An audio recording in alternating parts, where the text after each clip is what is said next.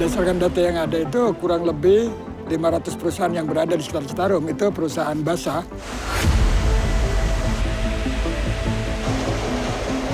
For me, water check I take, I put in hand. If I don't get itchy, then good. Bikinnya udah gatal, ada perih.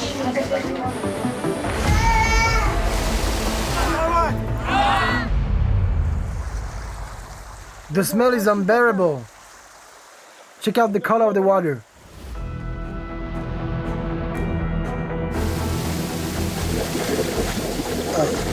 De 10 mg par litre de phosphate. Have you ever tested the rice before? Belum pernah. No? Belum.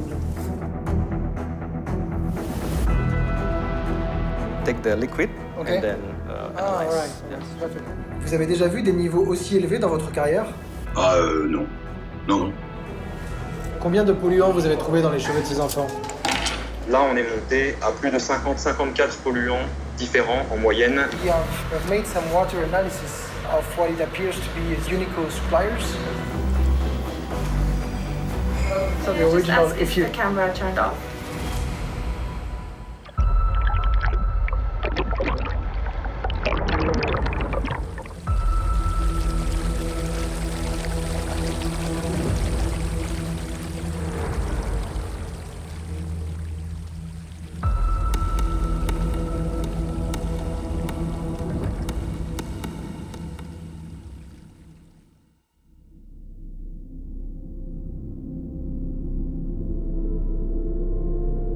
Our journey begins in the mountains of the island of Java. At the foot of the Wayang volcano, there is a lake. The cradle of the Citarum River.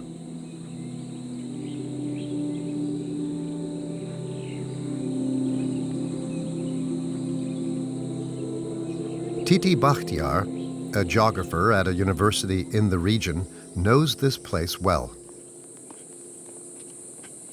Ini namanya Situ Cisanti, mata air dari Citarum.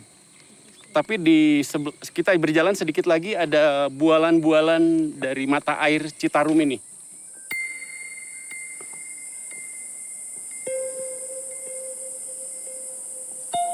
Bersih sekali di sini.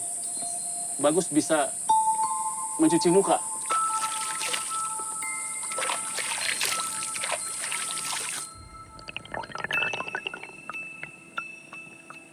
Ini lebih dari rumah. Saya merasa nyaman di sini, merasa kerasan tinggal di sini. Biar awet muda.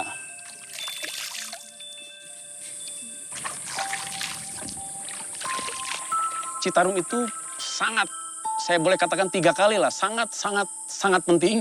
Jadi listrik dari Citarum ikut menerangi Jawa dan Bali. Airnya satu untuk minum warga, untuk perikanan, untuk pertanian. Jadi yang di jalur sungai saja yang mengenyam kenikmatan dari air ini, memanfaatkan air ini, lebih dari 3 juta orang. Belum di lingkaran keduanya, lingkaran ketiganya. The source of the Citarum, an Indonesian wonder.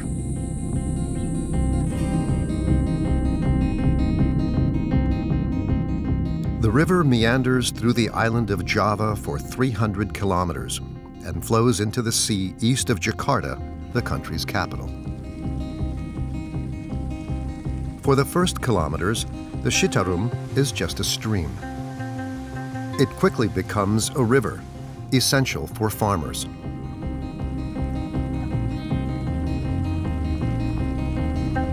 Then, the river crosses the island's largest cities. But as the kilometers go by, we see something completely different. Mounds of rubbish. The white plastic replaces the blue water. In Indonesia, despite strong growth in consumption, the waste treatment system is still undeveloped. So the river serves as an open rubbish bin, and the fishermen are now fishing bottles. Belum pernah. Hanya faktor air begini jadi nggak ada ikan. Rudy is 23 years old He walks along the Citarum for 9 hours every day. He works for a recycling cooperative. Seperti AG Aquaglass, bekas Aquaglass. Nyampe 50 kilo lebih. How much you paid for this? Sekitar 90-80. For 6 years, Rudy has been plunging his hands into the horrors of the river. Ya seperti bangkai-bangkai yang bau mah. Ya sudah terbiasa kan. Under this mangrove forest, trapped in the roots, thousands of pieces of debris have accumulated, a little more each day. And a large amount is not collected. Indonesian rivers dump 200,000 tons of plastic into the sea each year. Plastic, visible pollution, shocking.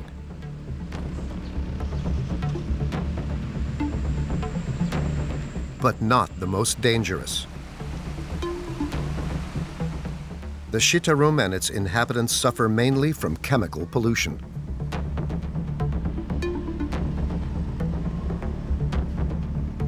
To understand what's happening, we go to one of the many villages along the river and its textile factories.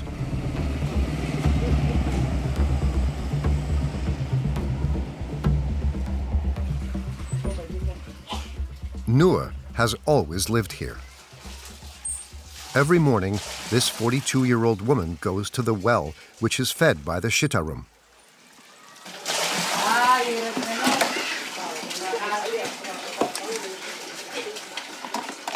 Dari depan sungai, buat cuci piring sama cuci baju, buat mandi, cuci sayuran, warna air, kadang-kadang hitam, kadang-kadang merah, sekarang lagi bagus, kadang-kadang hitam, sekarang lagi bersih airnya. Kalau bersih mah pakai apa aja di sini bisa, cuci sayuran juga. Nur lives right by the well, at the heart of this district where 3,000 people live. A quarter of the inhabitants are under 15 years old.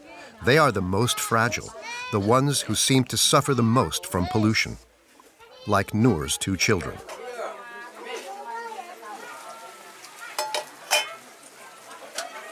Mual, nggak bisa makan, pusing, udah dibawa ke puskesmas, katanya apa itu gejala liver katanya, kuning. Mual. Yang itu nyeri dada bikin udah gatal. Ada sakit. Perih.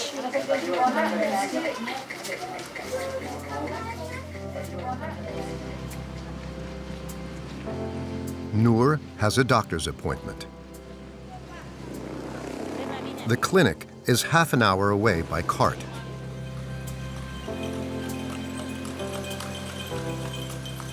They do this twice a month.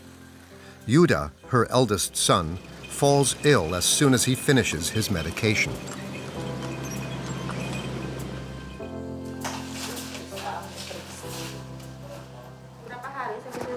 Udah 3 hari. Kalau batuk, kemarin mah itu mual, muntah. Kalau masuk makanan muntah. Kan itu dari tetangga saya juga gitu, gata-gata. Kan mandinya dari, ambil airnya dari kali. Ada banyak di sini kalau diare. Ada anak-anak. Biasanya kan kalau pakai air minum, ya bisa pengaruh dari air minum gitu. Kalau dari air yang gatal-gatal mah bisa, cuman nggak terlalu ini ya, nggak terlalu jelas gitu. It's impossible to draw definitive conclusions. There is no epidemiological study, and no proof of the impact of pollution of the Citarum on local populations.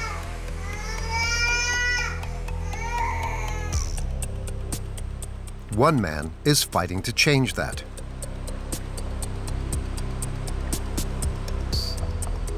Denny Riswandani.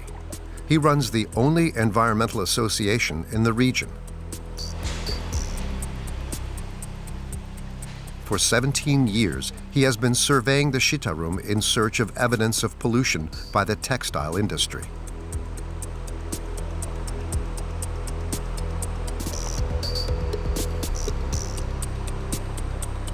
Loh, berdasarkan data yang ada itu kurang lebih 500 perusahaan yang berada di sekitar Citarum itu perusahaan basah dengan potensi menimbulkan bahan berbahaya beracun atau mengeluarkan limbah kimianya ke Citarum itu 280 kubik per hari. Hampir semua industri itu memang berbeda mengeluarkan limbah, tergantung warna yang dia gunakan. Ya. Tergantung juga market yang dia supply untuk keluar itu apa warnanya. Dan ini adalah pembuangan limbah, ini juga dari beberapa industri. Dari beberapa industri, dan ini menjadi, warnanya menjadi red, merah pekat nih, dan masih panas. Masih panas.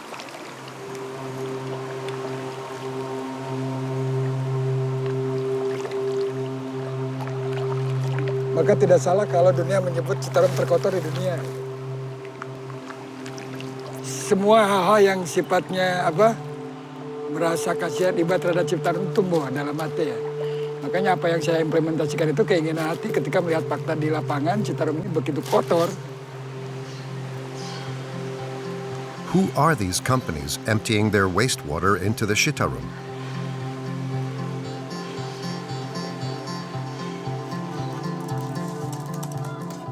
We retrieve the list of textile factories along the river.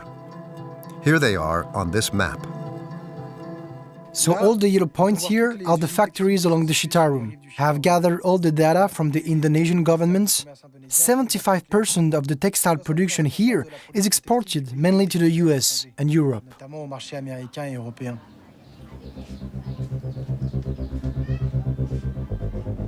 One of the largest exporters in the country is the Gistex Group.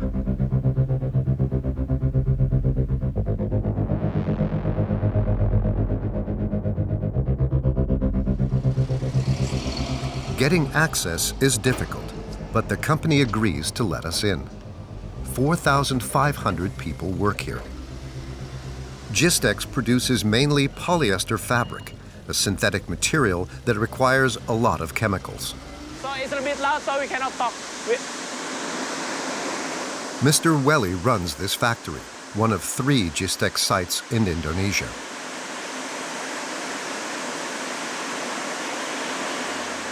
The group works mainly with large clothing stores. In these buildings, 1,000 machines operate 24 hours a day, 7 days a week.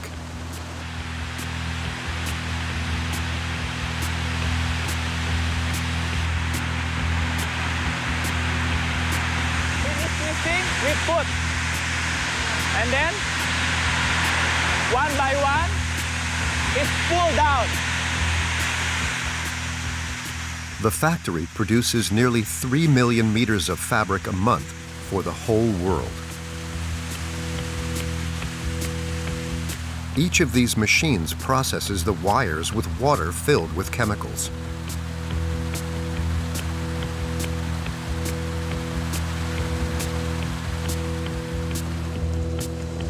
The wastewater then flows to the settling tanks.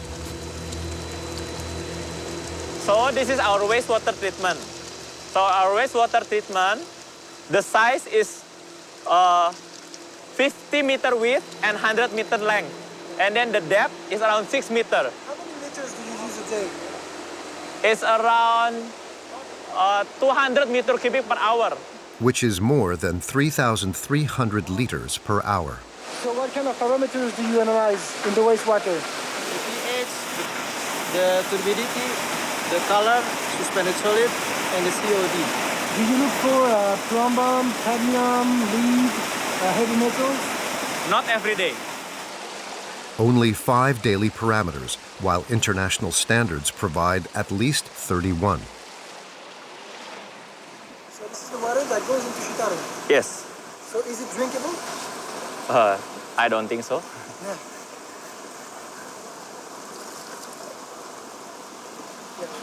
But it's not harmful. It's maybe not drinkable. Yeah.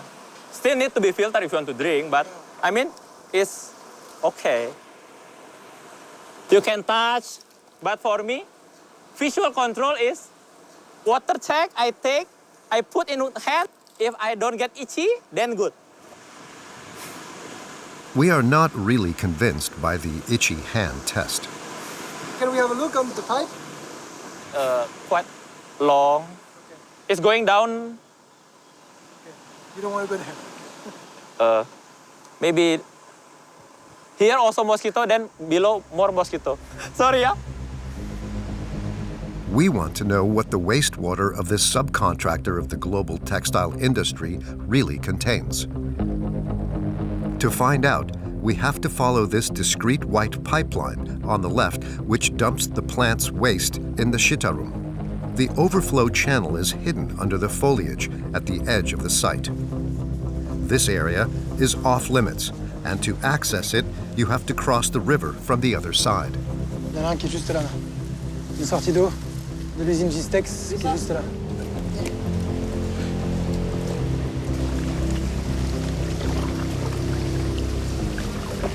We are approaching the water pipe. From 30 meters, the water is already covered with a film of white foam.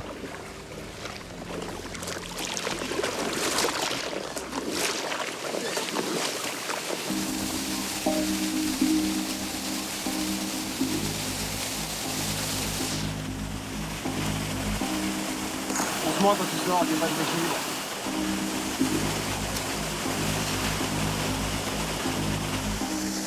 This is what Gistex did not want to show us. We are on the company's property without authorization, so we must be quick. We take 2 liters to analyze.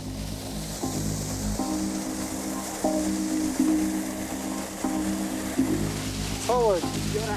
Okay. As we go down the Shitarum, the smoke from another factory catches our attention. Lenzing, the world leader in artificial fiber. The company supplies the majority of major clothing brands. Again, huge settling tanks.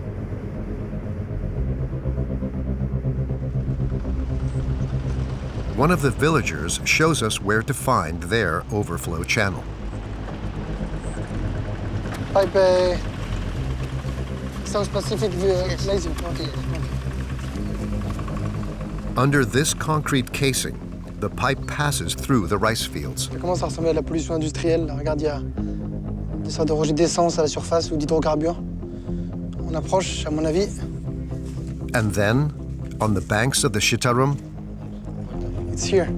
Viens voir, viens voir. Regarde. The smell is really strong. the smell is suffocating. It is here, 300 meters from the factory, that Lenzing pours its waste, out of sight and close to fields and houses. A yellow and black flow of waste that ends in the river.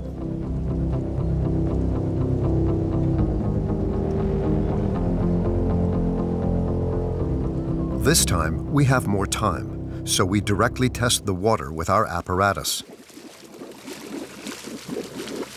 An analysis kit for different pollutants that was recommended by a scientist. Oui, professeur, vous m'entendez? Oui, j'entends très bien, oui. Professor Legube is a chemist who specializes in water analysis. Et vous me conseillez quoi, là, comme analyse primaire? Les chromes, parce que le chrome, les chromates en particulier, peuvent être utilisés dans l'industrie textile.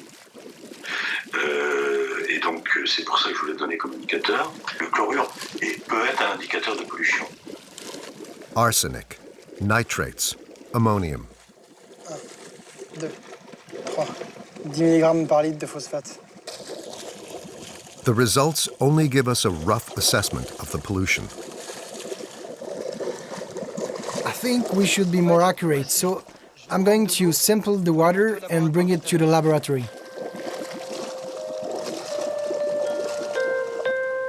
Rice fields are only a few meters away. This is the main crop along the Citarum.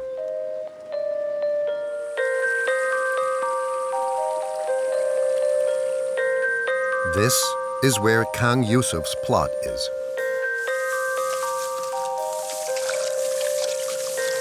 Tuh, ya masa buruknya tuh kan. What's wrong with your rice plants? Air limbah, akar yang membusuk, dimakan oleh binatang-binatang ini. Sangat banyak sekali tuh. Binatangnya banyak tuh. Yang mengganggu itu kutu-kutunya tuh. Sebelum ada pabrik, ini normalnya bisa mencapai 3 ton. Mungkin kalau sekarang belum tentu. Paling-paling cuma 1 ton 5 kintal. Satu musim. Dan kalau udah ditanami padi, lalu tanam ikan itu bagus. Kalau sekarang ikannya ditanam langsung mati. Kena kulit. Bisa seperti ini tuh. Merah-merah, gatal. Sana. Kalau pulang ke rumah, mual. Kalau kena air limbah ini. Kang Yusuf's plots are literally surrounded by textile factories.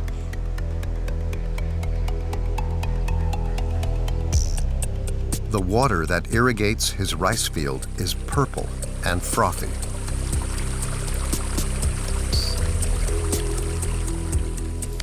What pollutants are hiding in this rice?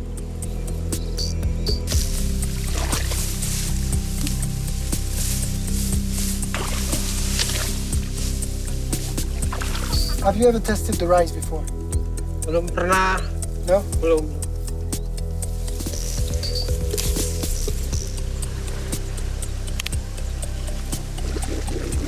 We take our samples of rice and water to the Institute of Ecology of Padjadjaran University.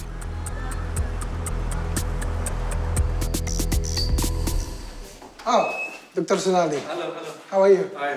Good. Fine, thank you. Nice to meet you Nice to finally. meet you, yes. Okay, that's the laboratory. Okay, I'll follow you. All right. Professor Sunardi runs the only environmental studies laboratory in the region. Atomic absorption spectrometry. This is special for heavy metal measurement. This is for mostly chemicals, chemicals parameters. Can I give you the samples? You can analyze okay. it. Let me show you this. Yeah.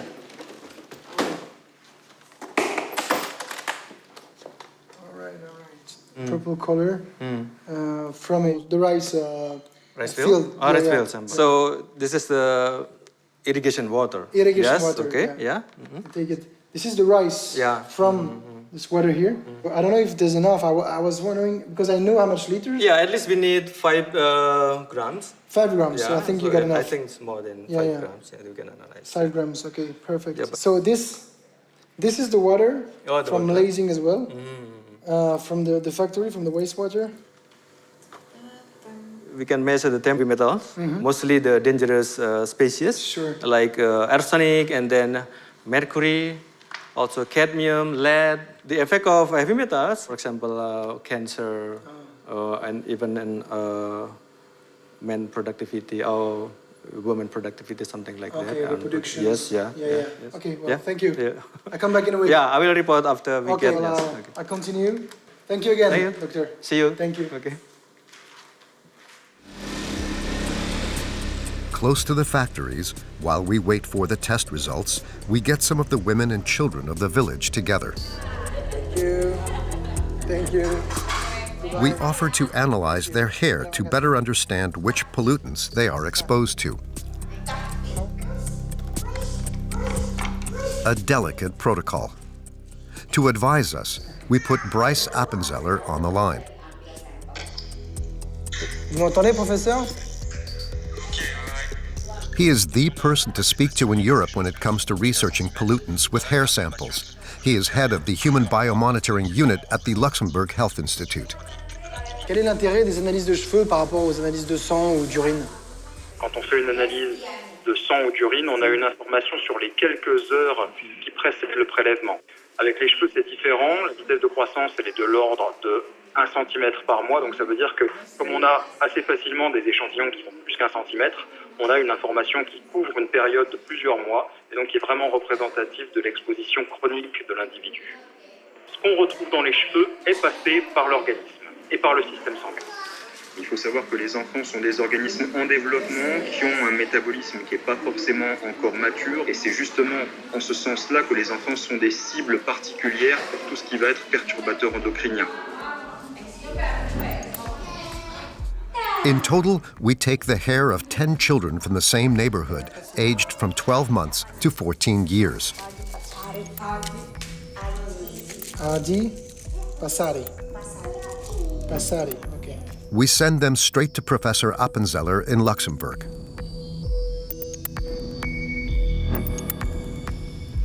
As we are leaving the village, we receive a phone call from the environmental activists we met on our raft trip.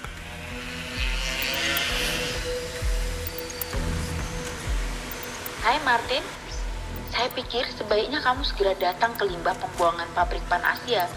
Penduduk di sini bilang mereka selalu buang limbahnya di malam hari. Saya tunggu ya. The factory is located right on the edge of the Shitarum. Okay. The Pan Asia Group is one of the largest Indonesian subcontractors in the textile industry. Regarde juste là, t'as Pan Asia. Ici. Et les eaux usées, c'est par là-bas.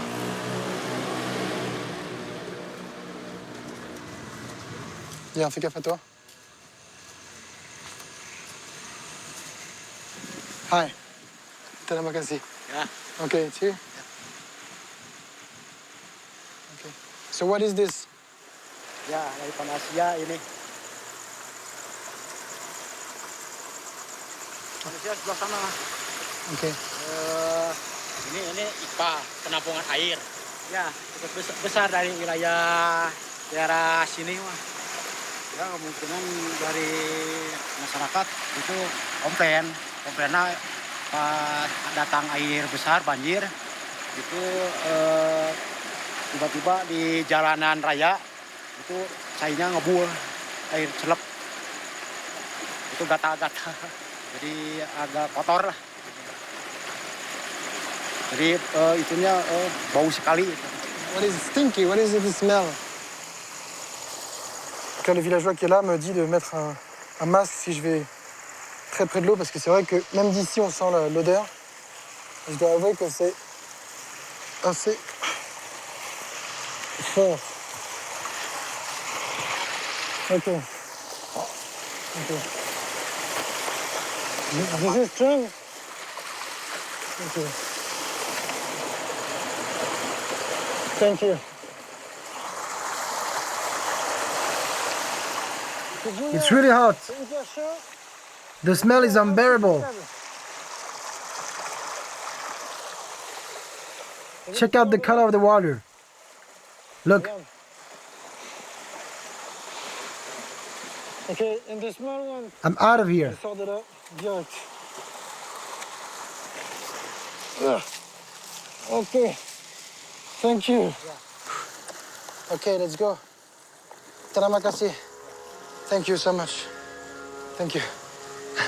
This time, we are not able to give this sample to Dr. Sunardi's laboratory in Indonesia. He will not have time to analyze it. We have to send them to another laboratory in France that specializes in environmental studies. In the meantime, we find the Indonesian biologist, Dr. Sunardi. He has just finished analyzing the first two samples of water and rice that we had given to him. he asked us to take him to the rice field where we took the samples. Because he wants to be clear. He can hardly believe what he has found in the rice. One thing which is strange is the total chromium content in the paddy plants. We found that it's very high, 28.084 milligram per kilogram. We found that lead concentration on the paddy plants is much higher than the recommended standard, the limits. We found 29.03 milligram per kilogram, while the standard only 0.25. So it's more than 100 times higher. Yes, sure. Yeah. Do you know the consequences of lead on human body, especially for children? Lead is very dangerous. This lead will disturb the nervous system, both central or peripheral system. So if the children exposed to the lead, then they will have intellectual disability, something like that. This is the worst effect of the lead. I believe that the main source of pollution is from the textile industries. If the government put very strict standard, then investor will not come to Indonesia. But you know, if there is no standard for many parameters, then we sacrifice the people. This rice that grows along the Citarum is sold throughout Indonesia. It is contaminated with lead, 116 times above the Indonesian consumption standard. It reaches such a high level because heavy metals accumulate in the rice fields. This lead pollution seems to agree with Dr. Sunardi's other results, testing wastewater from textile factories. In GISTEC's overflow channel water, the level of lead is 1.5 times the international tolerated limits for industrial wastewater. For the wastewater of the Lenzing Company, it's worse. The lead level is 3.5 times higher. But that's not all. Another parameter attracts our attention: sulfate. Lenzing releases 7,087 milligrams per liter, almost 10 times the global recommendations. High levels of sulfate in water can lead to diarrhea, especially in children. This is one of the main causes of infant mortality in the country. In Indonesia, 147,000 children die each year before the age of 5. Finally, we received the results from the French laboratory for the Pan Asia factory, where we took the water samples at night. We read these at Denny Riswandani's house, the activist of the Association for the Defense of the Environment.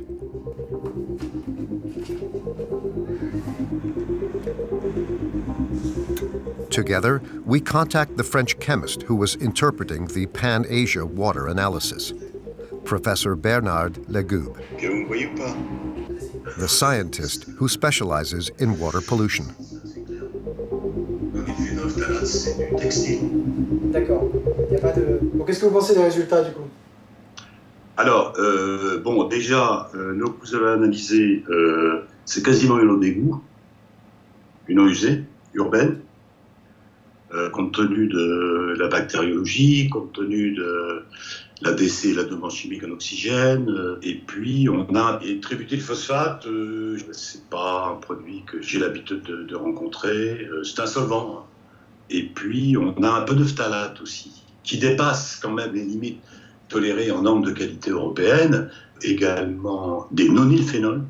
On a des concentrations de 70, je crois, microgrammes par litre, c'est-à-dire au-dessus des normes environnementales en vigueur en Europe, notamment. Et les nonylphénols sont des produits qui sont des perturbateurs endocriniens. Les nonylphénols, les phtalates, c'est pas dû aux activités humaines? Non, je vous dis, ce sont vraiment des éléments qui rentrent dans l'industrie textile, les produits chimiques. Vous avez déjà vu des niveaux similaires de nonylphénol dans votre carrière? Non. Non. On peut l'utiliser pour la culture, cette eau, ou pas? Non. Pas possible de l'utiliser en irrigation. Pour se laver, pour nettoyer les aliments? Non plus. Non plus. Elle est vraiment trop septique.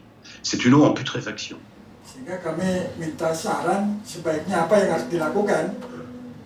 Denis qui vit ici me demande qu'est-ce qu'ils peuvent faire pour utiliser l'eau quand même, parce qu'ils n'ont pas le choix. Au minimum de la faire bouillir et de la réoxygéner, de la réaérer avant de, enfin, une fois qu'elle est refroidie.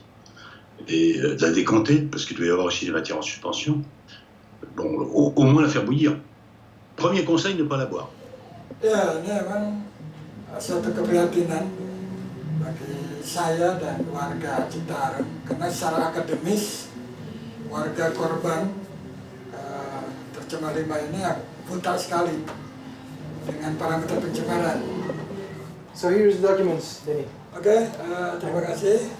Dokumen ini akan sangat bermanfaat untuk bahan kami untuk diajukan ke pemerintah karena selama ini kami tidak tahu kalau memang pencemaran itu sangat berbahaya bagi kehidupan dan ekosistem di sekitar kita. Saya ucapkan terima kasih sekali lagi. You're welcome. Thank you. Sama-sama. Thank you. Denny Riswandani wants to take action tonight, close to his home. The activists of his association have spotted a company's overflow channel in the middle of the city. The site is under surveillance. They have to be quick. This is wastewater? Okay. Ini perusahaan Sungai Indah. Yang disebut saluran siluman ting ini. Minimal bisa mengurangi limbah-limbah yang dibuang ke sungai. Jadi kalau saluran pembuang yang ilegalnya kita tutup, otomatis kan di perusahaan buangnya cuma ini satu lubang.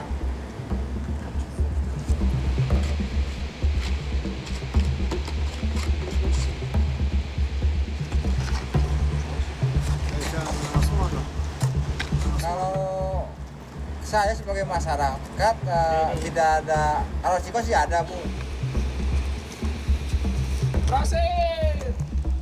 A symbolic victory. According to these activists, 90% of the 500 textile factories along the Citarum do not have a high-performance wastewater treatment system. What major clothing brands do the polluting factories we have spotted supply to? We sift through dozens of clothes. Then, their labels to know which ones work in Indonesia. Here, look, a vest made in Indonesia. A sweater by H&M made in Indonesia. Made in Indonesia. We then get the lists of Indonesian subcontractors from these big brands. The factories from which we have taken the wastewater appear on the lists. PT Panasia, Shaya Abadi. The company is registered as one of H&M's subcontractors. Pan Asia also works with other brands like Uniqlo. It was in the Pan Asia Group's water that we found high levels of nonylphenol, a powerful hormone disruptor. The Gistex plant and its waste with high lead levels is also subcontracted by the Uniqlo brand. And Lenzing, the plant with record sulfate levels in its wastewater, supplies raw materials to companies like Gap, ASOS, Marks & Spencer, and once again, Uniqlo and H&M. The Swedish giant H&M has an office in Jakarta, the Indonesian capital. They are here on the 21st floor. We have already tried to contact them by email, but without success. Hello. Hi. Morning. I'm a French reporter. I'm trying to see someone from H&M, and we already get in touch with the headquarters, but we don't have any answers. Yeah, please wait. Okay, thank you. Incredibly, the director of H&M Indonesia agrees to see us. These are the documents. These are the original. Is the camera turned off? From then, we film with our mobile phone. But I assume you're not going to And I understand the question is on the environment aspects and the water aspects. Yeah. So we made some water analysis. what we found was, well, yeah, it was a little interesting, especially the alleged pollution of H&M suppliers in Indonesia. And from a sustainable point of view, does that surprise you? Is it something you've seen before?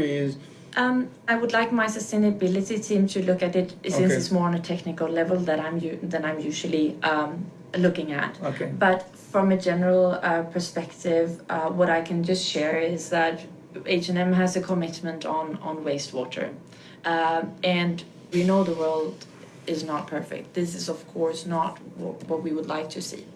And PT South Pacific, what do you think of them? Have you looked at the outfall or? I haven't been there, so I cannot comment. Yeah. No, I cannot answer the questions today in this meeting, but I will go back and look at the report and talk to Stockholm so that you get the reply that we promised you. Written answers. No interviews. Yes. 3 weeks after this interview, H&M writes to us.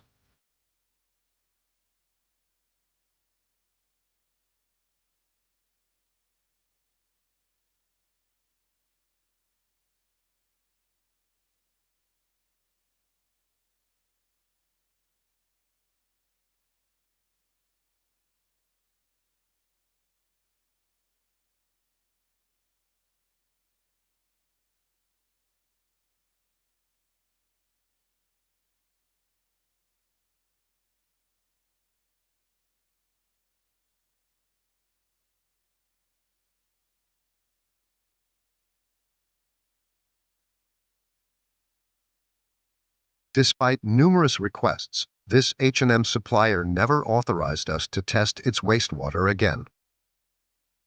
The Japanese brand Uniqlo, also implicated, responds,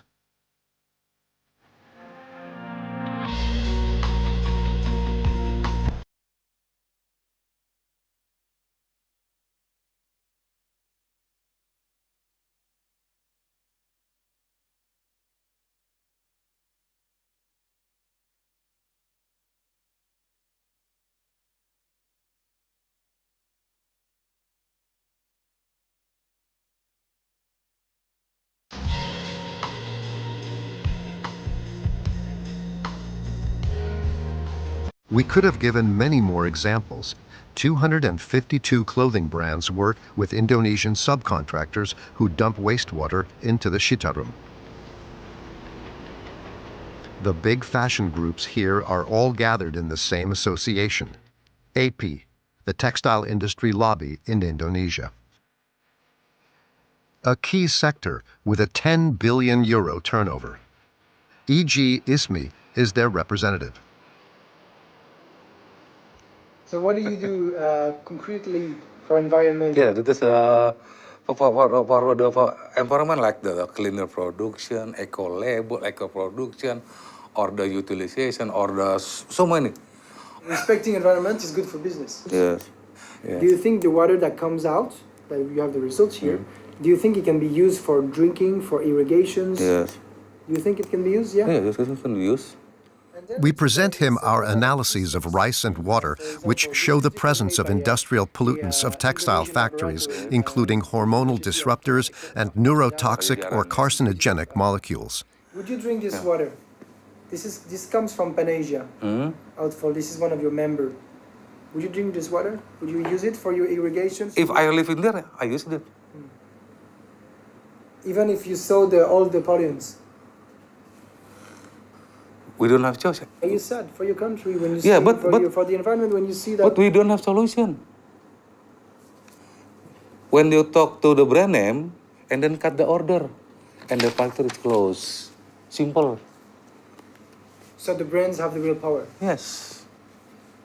Take the brand and then company close. Yes. And then finish. As a father, what does that make you feel to see that children living around factories? Sometimes like this, if you have so many pollution, I think maybe next 50 years, we are now, what is the X-Men, you know, film X-Men? Like mutagen. Mutant, yes. So, yeah. Maybe 50 years, we are now mutant. A half smile. the spokesman of the textile lobby recognizes the impact of the industry on the health of the residents of the Citarum. And the curtain falls. Before reaching his sinister predictions, could the Indonesian government not take steps to avoid this chemical contamination? Hello, mister. How are you? I'm good. How are Thank you for having us. Thank you for taking some time. Thank you. At the Ministry of Environment, the person in charge of pollution control agrees to meet us.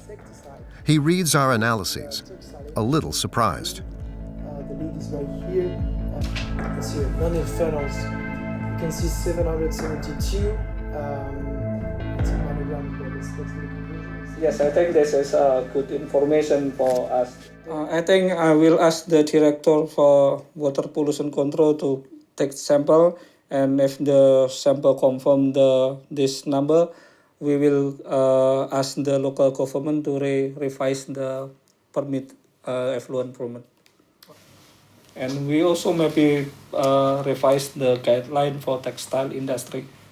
We will revise the parameters, not only for, maybe we include the sulfate, we include the lead, heavy metal, something like that.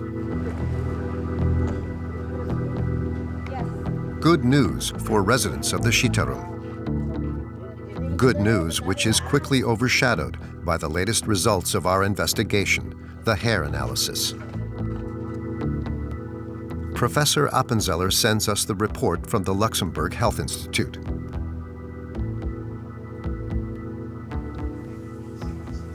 Qu'est-ce que vous avez trouvé d'intéressant dans ces cheveux d'enfants indonésiens? Beaucoup de choses intéressantes. Là, on est monté à plus de 54 polluants différents en moyenne dans les prélèvements de cheveux des enfants d'Indonésie. 54 polluants dans les cheveux de ces enfants. Est-ce que c'est un nombre que vous voyez habituellement ou c'est plutôt la fourchette haute? 54, quand on en recherche 140, c'est quand même assez important. Et ce qui est sûr, c'est que si on recherchait plus de molécules, on trouverait aussi plus de polluants présents dans les échantillons biologiques qu'on analyse. Donc d'une certaine façon, on a un petit peu affaire à la face émergée de l'iceberg. Qu'est-ce qui vous a surpris dans ces résultats? Certains polluants comme le PCB 180, qui n'est jamais détecté dans les échantillons des enfants de France. Donc là, il était détecté dans la quasi-totalité des enfants qui étaient analysés au niveau de l'Indonésie. D'accord. C'est quoi exactement le PCB 180? C'est typiquement des rejets industriels. Et alors, ils sont classés en termes de toxicité mutagène, cancérogène, reprotoxique. Est-ce qu'il y a une autre molécule dont les niveaux vous ont paru intéressants? Le paranitrophénol, certains enfants qui approchent les 200 picogrammes par milligramme. D'accord. C'est intéressant parce que le paranitrophénol, c'est un insecticide très utilisé dans l'industrie textile pour protéger le tissu des parasites. Oui, alors, c'est des neurotoxiques. Ils ont été développés dans ce but-là.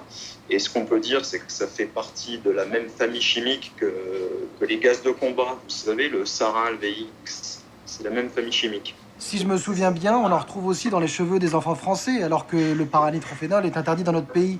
Les vêtements fabriqués en Indonésie pourraient être une source de contamination? C'est une question que je me suis posée, moi. C'est une question que je me suis posée parce que c'est quelque chose, parce que finalement, des vêtements qui viennent d'Indonésie, il y en a plein. Ça, très souvent, c'est quelque chose qu'on peut même voir sur les étiquettes. Je me demandais dans quelle mesure ça pouvait pas aussi être une source d'exposition pour les enfants dans d'autres régions. Ouais. Est-ce que vous souhaiteriez qu'on fasse d'autres prélèvements pour que ça ait un peu plus de sens scientifique pour vous? Oui, quand on voit des résultats comme ça, ça demanderait à avoir plus d'échantillons pour avoir une vision plus représentative de la situation au niveau de l'Indonésie, chez ces enfants en particulier. À très bientôt. On se tient au courant, d'accord. Merci, au revoir. Au revoir.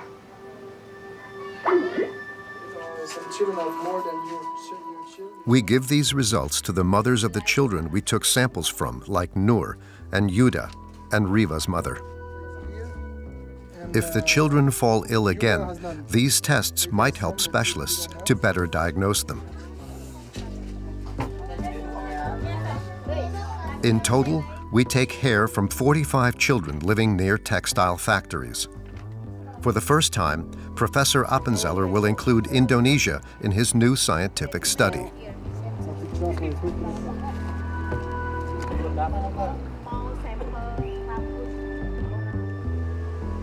At the end of this trip, there is a glimmer of hope. What if it were possible to produce clothing along the Citarum while respecting the environment and the health of the residents? This is the challenge taken on by this large textile factory. It is the only one in the country to have received an international eco-label with very high standards. The boss, Hendra Indrawirawan, has invested more than 1 million euros to produce fabric in a greener and more responsible way.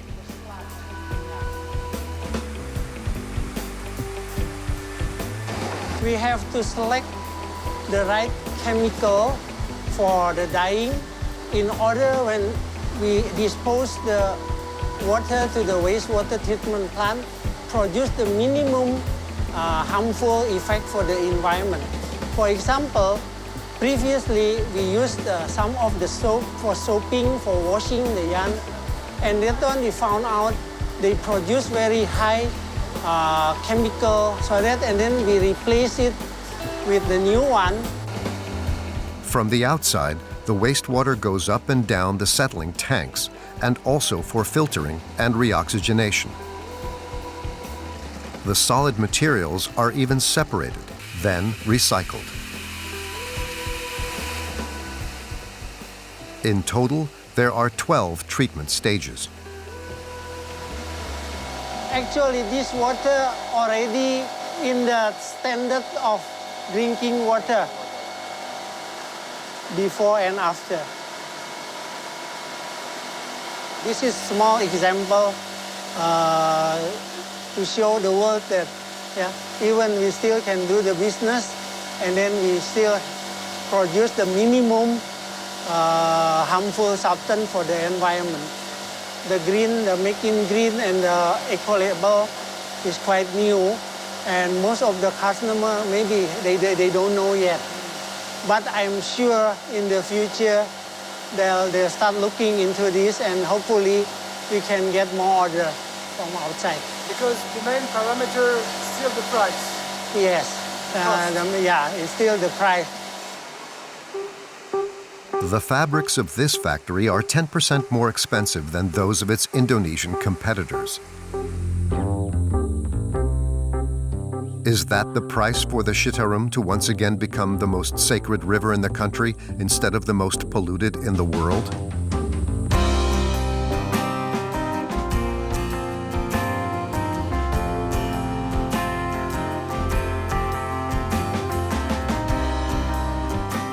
To meet global demand, textile production in Indonesia is expected to increase by 75% by 2030.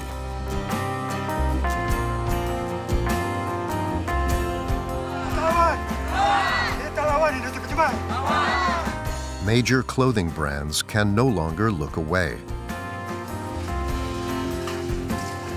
Too many victims are paying the heavy price.